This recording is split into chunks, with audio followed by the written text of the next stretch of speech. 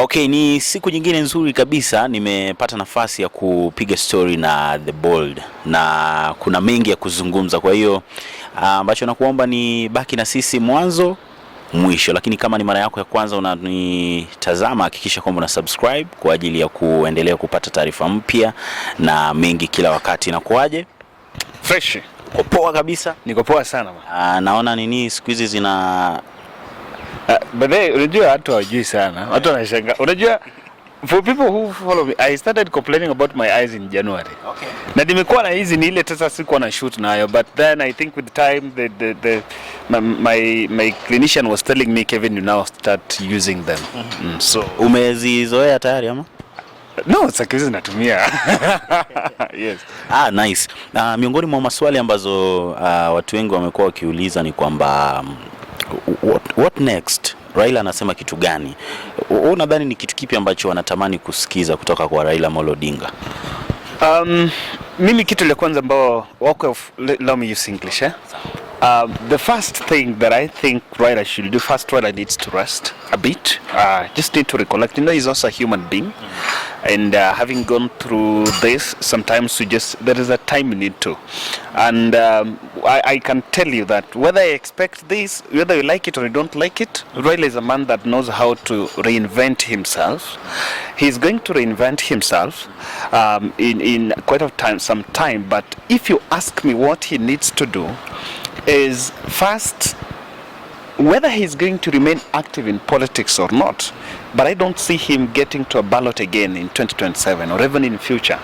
So as he tries to make an exit, I think it is time also he tries to really give the I don't want to say endorse someone, but the young thugs around him or the people that can take up the mantle should freely take up that mantle. It's a free space so that anyone who feels that he can try to do what Raila was doing should just go and do it.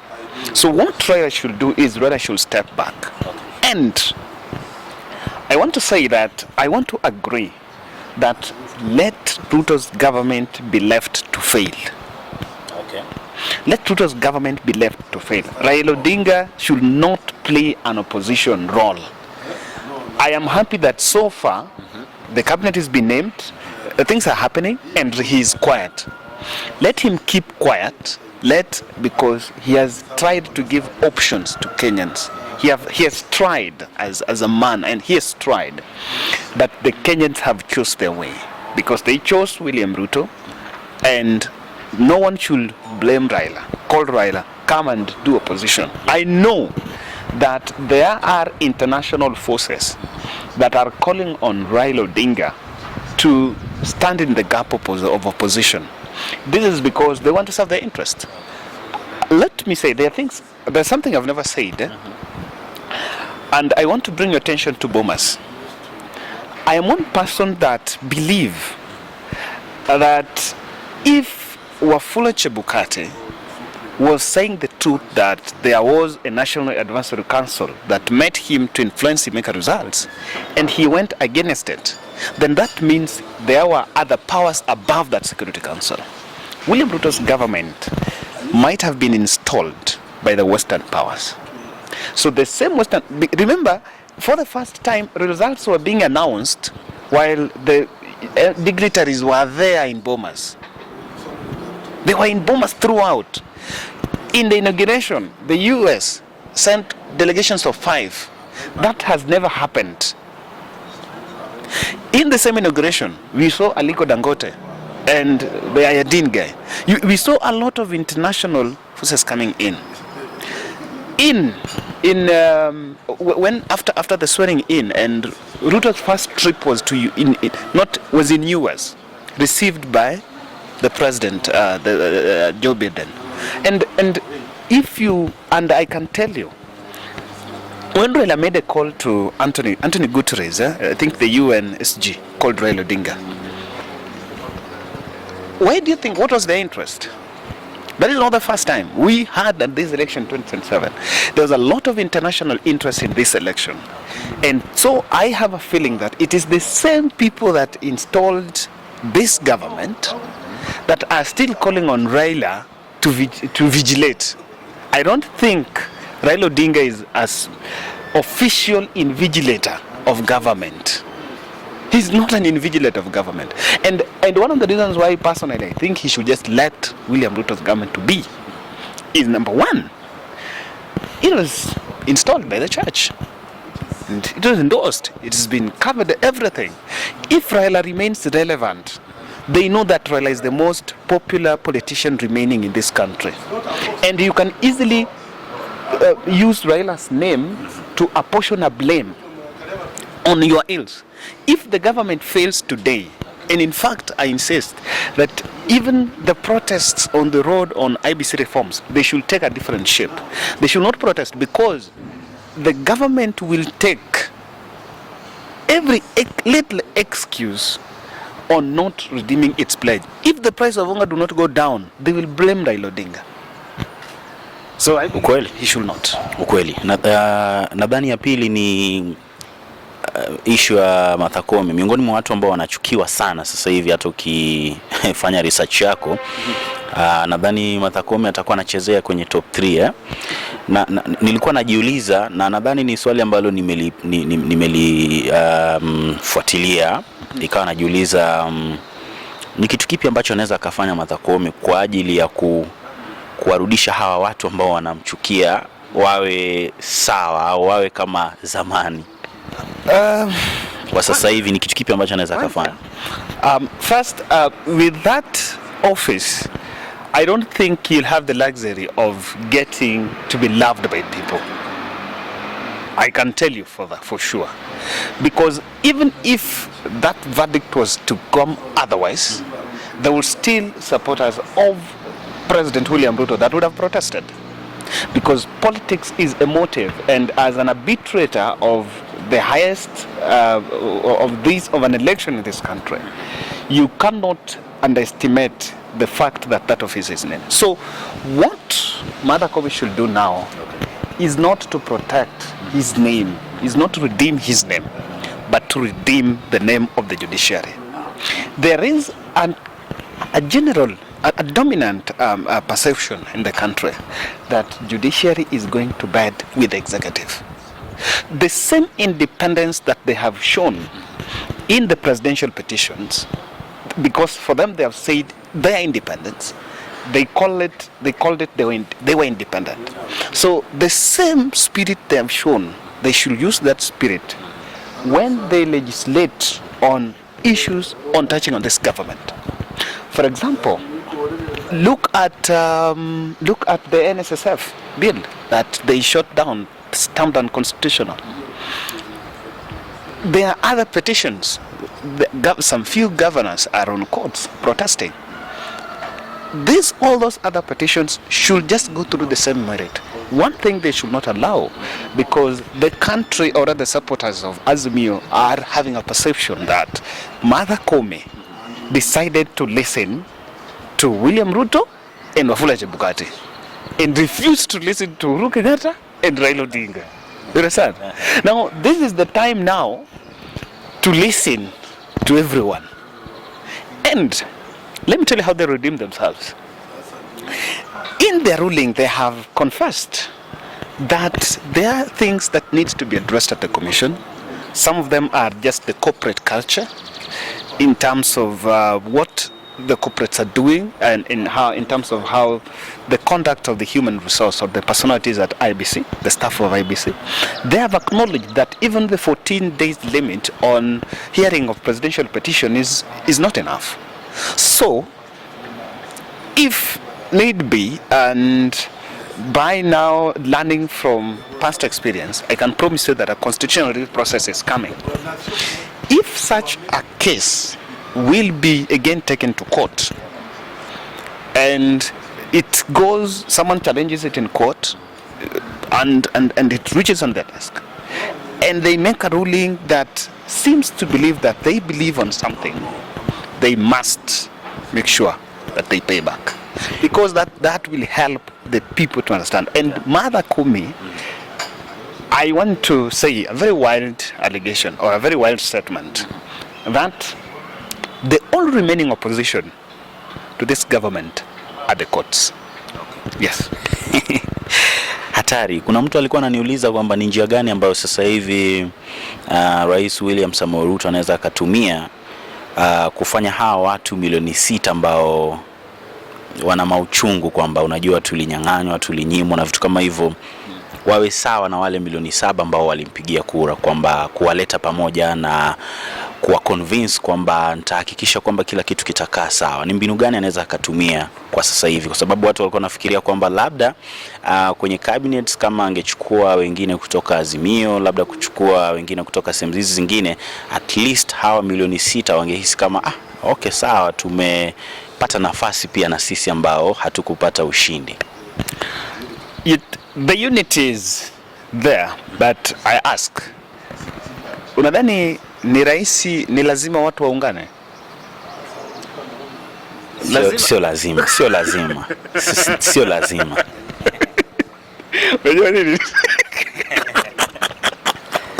Unajua nini nauliza hivi? I am one person that don't appreciate a narrative that they will only be development tukishikana. That's not it. For you to do development, it only needs the good one. Understand? So number one, I don't think the unity is a big priority. Because anyway, people are not staying together. Someone is in Nyanza, someone is in Central. I don't know how these people are going to unite, number one. Now, but that is on a light note. Now, Ruto must do some few things. Number one, you see those Uhuru Kenyatta's, people who worked with Uhuru Kenyatta, people like Matiang'i and, the other cabinet members, influential personalities. It's sad that some of them are resigning constitutional offices like yoyote. These are people that, this is the truth, they are still Raila Odinga supporters that believe on the ideals of Azimio. So Ruto's government must, number one, just stop the revisit story. If you revisit something, revisit on merit, on positive note. But if you make personal attacks on individuals, and that's why I'm saying that if Ruto will bring Miguna here, and Miguna is coming, and he's not tamed, he will dismantle the popularity of the government. In fact, Miguna will come and divide this country into two. You understand? Because for him, he will come and start abusing Raila and Uhuru, despot and that. When you do that, the supporters of these people feel like you are using him. That is one thing he must do. Number two, for the country to be together, I think you just need to embrace the ideals of the other side. Okay?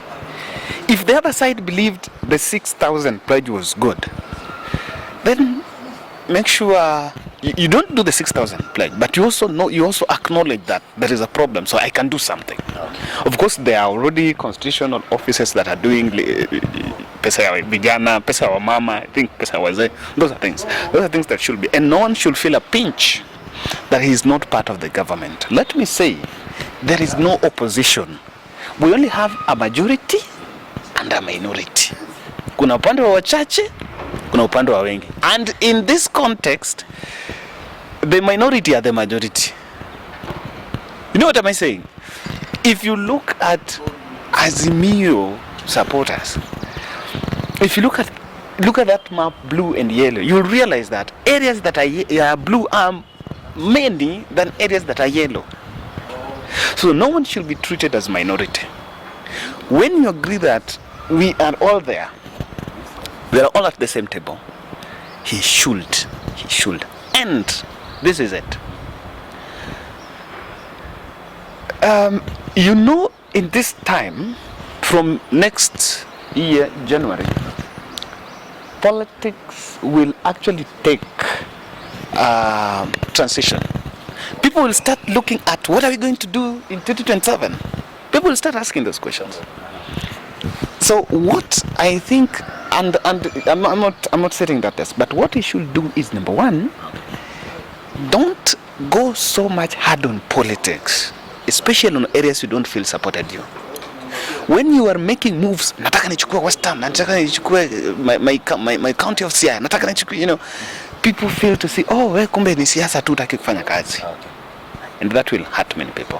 Nadhani nikimalizia issue ya Miguna nadhani imekuwa kubwa sana, na yeye lengo lake kuu ni kukuja kumvuruga Raila Odinga na kutafuta mbinu ya kummaliza kabisa, kwamba hatakuwa na nguvu yoyote, hatakuwa na ushawishi wowote kwenye jamii ya Waluo, namna ambavyo tunamfahamu kwamba ndo mtu ambaye akizungumza watu wanamuelewa kwa asilimia kubwa sana. Unadhani Miguna na hiyo nguvu, na wakishikana na Kidero labda ambavyo watu wanafikiria itawezekana, upande wako unaizungumziaje? Let me ask her, who wants to be liberated? You know, I'm asking a very simple question. So what is that liberation? Do you know why I'm saying?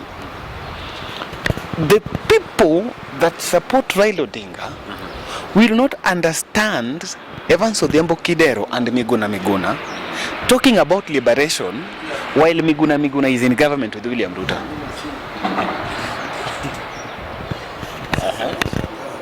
You know, this is what I'm saying. In the cabinet they have given Eliud one. Na ile kitu amepewa ni matumbo. Anajua hapa kuna kitu. Bwana. Ile kitu amepewa ni matumbo. Sindio? But it's good he's given, and we really take credit for that. Sometimes we appreciate for that. But then Miguna will come and criticize that we want to liberate while you are in government. You know, the same person has brought you in. Then as to liberate. You know, people will ask you, before you liberate us, you are now in government. You are now in government. Give us what you take. Let me tell you why. Do you see? Can you remember the handshake government? See how Kisumu benefited. Sana. So Miguna will go to government, and unless Ruto gives him something to take to the answer, well, then we'll talk about, I'm liberating you. You need now to leave Raila Odinga and now come this side. He doesn't have anything to show on that side. And that's what Raila Odinga edges all of them. Because you will talk about Raila, and when you talk about devolution, his name will appear. When you talk about the constitution, his name will appear. When you talk about the handshake government and things that happened in Kisumu, his name will appear. Now, what will appear on Miguna's name? Hakuna. That's nothing. Hakuna. Acha tumalizie na hii hapa. Unadhani ni nani ana nafasi nzuri kutoka Luo Nation ambaye anaweza kujaribu kuchukua nafasi ya Raila Odinga? Sio kuchukua direct, lakini anaweza kujaribu. Mtu ambaye labda umemwona watu wamemwassume, lakini kwa upande wako umehisi kama huyu naye akipata nafasi, nadhani akipewa pia na muda anaweza kufanya vitu vikubwa. It's a tough question that I've really been thinking about. Number one, na nafaa awe na vitu gani, labda sifa gani? Number one, I see Babu, you know. But this is a very wild person. Eliud Owalo. You know, he's in government. He's the only Luo in the cabinet. And now he's a bit responsive. He's a bit more of a politician. He's you cannot compare her with the other one that was ile mwenye alikuwa kwa defense. Ile Rachel Mama. You cannot compare him with Rachel Mama. So with the same matumbo that he has given, he's been given, he can use that matumbo to open a butchery. Aanze na hiyo.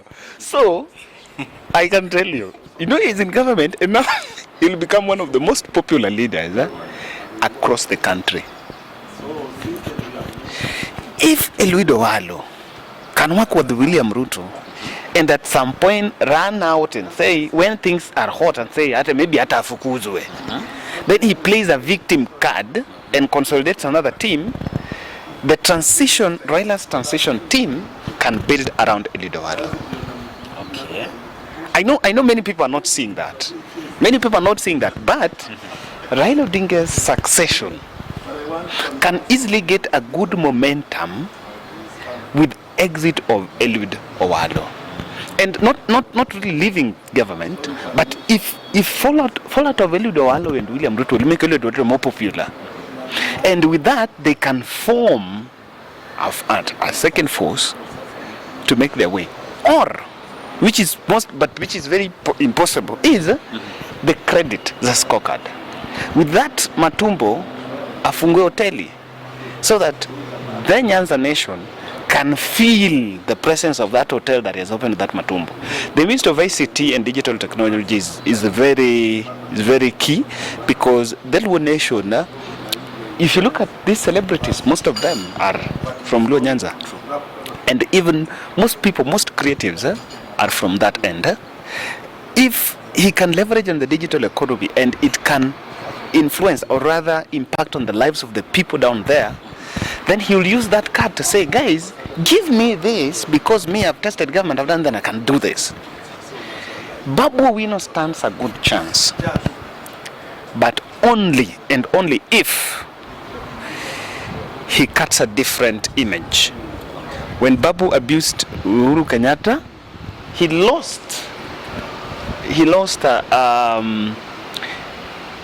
the national appeal to some extent, because I can tell you that the Gama people, quite a number of our friends, and they tell you the least person they'll think about is Babu Owino. So he must rebrand.